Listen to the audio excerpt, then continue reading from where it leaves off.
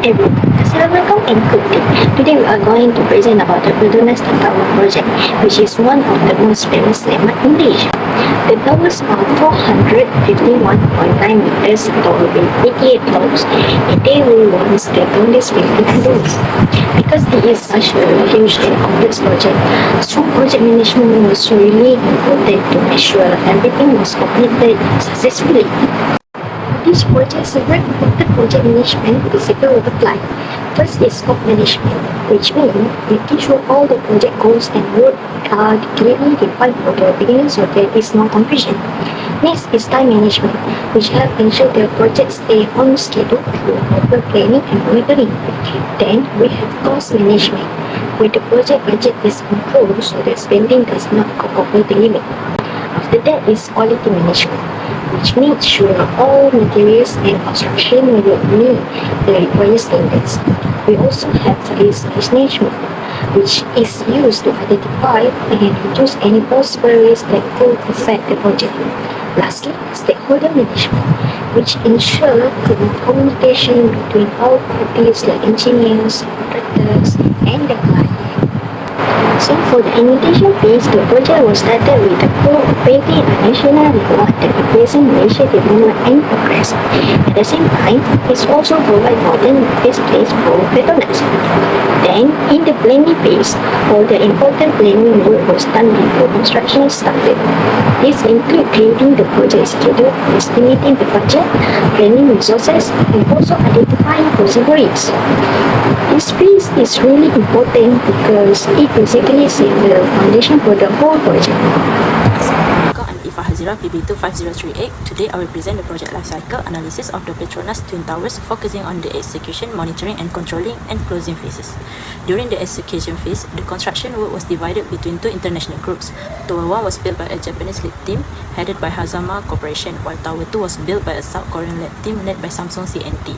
This created a healthy competition between the two teams, which increased efficiency and encouraged faster progress. Since the towers are extremely tall and heavy, engineers had to build a very strong underground support system to distribute the weight evenly. They also carried out a 54-hour continuous concrete pour for each tower, which became the largest continuous concrete pour in Malaysia at that time. Instead of using structural steel, engineers chose high-strength reinforced concrete because it was more suitable and cost-effective. The concrete was mixed on-site and pumped all the way up to the tower's height of 452 meters, which was a major engineering achievement. Next, in monitoring and controlling phase, strict quality checks were implemented to ensure the project stayed on schedule and within budget. When defects were found in some concrete section, construction was immediately stopped. Engineers inspected the damage and removed the weak concrete, built the affected areas, and introduced stricter testing procedures. Because super tall buildings are highly affected by strong winds and monsoon weather, engineers continuously monitored the tower's performance. This proved that the central structure design was stable and effective. Safety was also a major priority. Workers operating hundreds of meters above the ground were required to wear personal protective equipment or PPE, such as safety harnesses, helmets and boots, and regular safety training was conducted to prevent workplace accidents. Finally, during the closing phase, all legal, financial and official matters were completed before the towers could open. Independent engineering bodies carried out final inspections to ensure the towers met international standards for structural quality and fire safety. All payments and accounts with contractors and suppliers were audited and finalized. After receiving approval, the completed spaces were handed over to tenants, including PETRONAS as the primary occupant and other international companies. The project officially concluded with a grand opening ceremony led by the Malaysian government. In conclusion, the PETRONAS Twin Towers project demonstrated how effective execution, strict monitoring and proper project closure contributed to the successful completion of one of the world's most iconic skyscrapers. Hi, Assalamualaikum warahmatullahi wabarakatuh. My name is Nur Ada Nabila Putri Hamzah, PB25144. My part is about issues, risks and challenges that occurs during construction of PETRONAS Twin Towers. The first major issues that occurred during the construction was the complex foundation and site condition. The site was built on two different types of ground. One side had strong canyons rock, while the other side had weak limestone with underground cavities and sinkholes.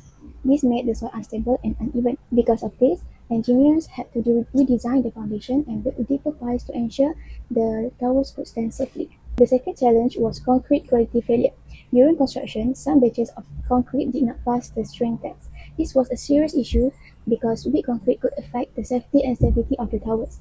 As a result, construction had to stop temporarily for inspection and testing. After that, high-quality concrete was used to make sure the structure was strong enough. The third challenge was ensuring worker safety. During the construction of Petronas Twin Towers, since the towers reached 452 meters in height, workers had to perform tasks at extreme height above the ground. They handled heavy materials, large machinery, and steel structures, which increased the risk of accidents. The project also involved complex work such as installing the spy bridge and using cranes to lift heavy loads. Working on narrow platforms at high place made the environment even more dangerous. Overall, the combination of height, heavy equipment, and complex construction tasks created a significant safety risk throughout the project. The last challenge in construction of the Petronas Twin Towers was winds, loads, and structural stability. Because of the towers are extremely tall, they face strong wind forces, especially during monsoon season. These winds can cause the towers to move, sway, or vibrate. Therefore, these kind of situations are normal for tall buildings, but too much movement can affect the building's stability and the safety of people inside or nearby. Over the time, repeated stress from strong winds can cause the materials to be weak and reduce the building strength. Next, I will explain the mitigation strategy used to address the major risks encountered during the project. The first challenges is complex foundation and site conditions. To overcome this problem, engineers adjusted the tower location to a more suitable area and installed deep board piles combined with a raw foundation to strengthen the ground and improve load distribution. This strategy was successful because it increased the site stability and provided strong support for the towers and reducing the risk of foundation failure. The second challenge is concrete quality failure. To mitigate this issue, construction work was temporarily closed while engineers do some inspection on the complete blocks.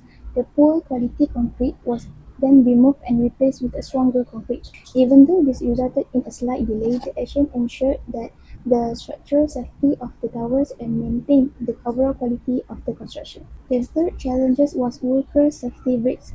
To prevent this risk happen, strict safety measures were implemented.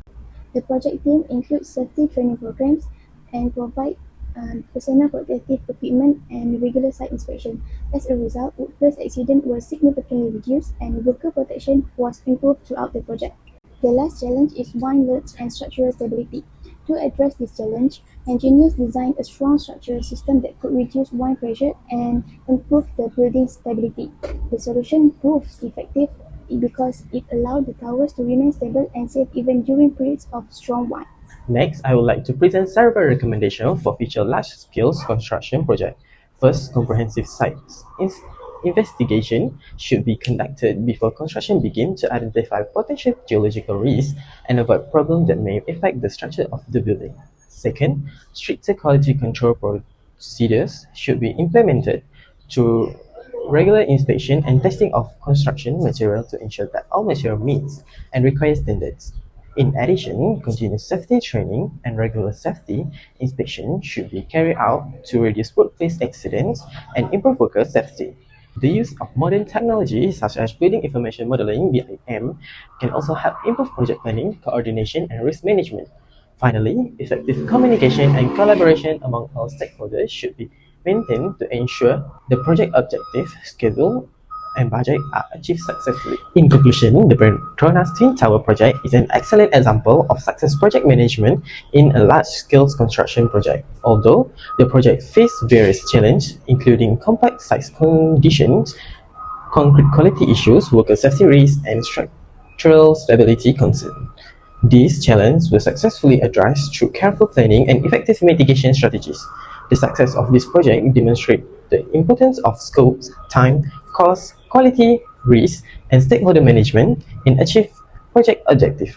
Furthermore, the PETRONAS Twin Tower not only served as a symbol of national pride but also showcased Malaysian engineering capabilities and project management excellence on the global stage. That's all from me. Thank you for your attention.